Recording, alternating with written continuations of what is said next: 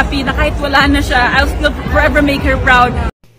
Alam niyo mga kasawsaw, talagang pinanghugutan talaga ni Alexi Brooks yung lola niya na 4 days ago nag-birthday. And of course, when her lola alive, talagang pagkasalubong niya sa bahay, pag-uwi niya sa bahay, yung talagang hinihintay na makaano siya, yung may kung ano yung award na natanggap niya. Pero ngayon alam ko na masaya na yung lola niya, Lola Basyang niya, na nasa heaven na talagang nakamit ni Alexi yung pinakamit nilang crown.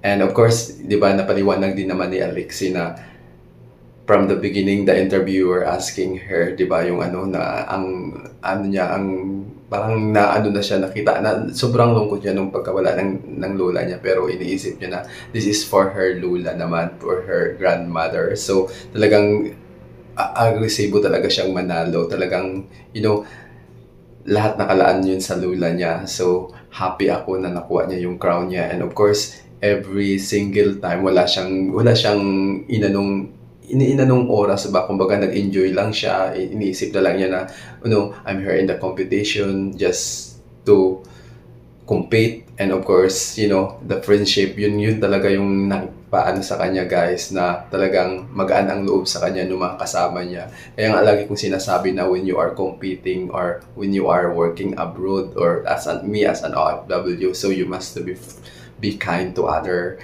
kasi nga nag-i-reflect talaga yan sa'yo kung ano yung ginawa, kabutihan mo. And alam ko talaga na from the beginning ng competition na kaya niyang ipanalo. Siyempre nandoon rin yung side na parang naaano ka, guys, nalulungkot ka sa mga sinasabi ng mga tao sa kanya. Parang sinasabi na, ay sana kahit top 5 na lang. Sabi ko, talagang inano ko talaga yung guys na sana si Alexi kahit top 5 na lang makuha niya. Kasi nga, di ba, sa dami nang nangbabasa sa kanya. Pero I just wanted to pray na sana, I hope that she win and get the crowns to prove those people who are over judgmental sa kanya, na hindi nila alam yung, kung ano yung hard work ni Alexi, di ba? Sa mga nag-ano diyan, shout out sa mga nagbabash diyan na they're just saying so bad.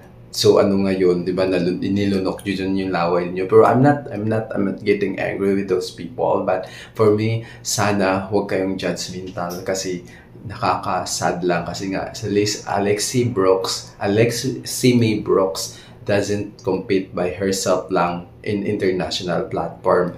She's there competing for the whole Philippines. So sana maging open arms sa atin, open eyes sa atin, that whatever it takes, whatever it happen, what the competition behind what the competition, those people who are winning for international pageant, whether Miss Universe, whether Miss World, whether Miss International, Miss Supranational, Miss Global, Miss Globe, and so on, whatever beauty queen who are competing and winning the local and going to international, I hope that support na lang po tayo, guys. Support natin, kasi nga she's not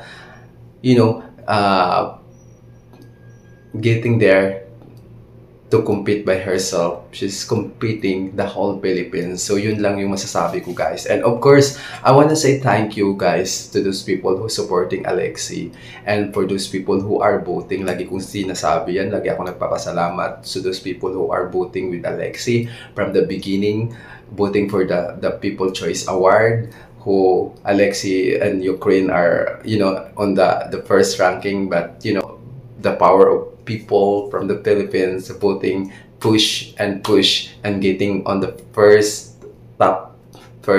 People Choice Awards. So that was really thank you and appreciated, and the whole Philippines right now is happy that Alexi May Brooks bring back the crown of Miss Eco International. And of course, di ba, when Alexi got on the first interview, she's saying that I want to say thank you for the support. I want to say thank you for those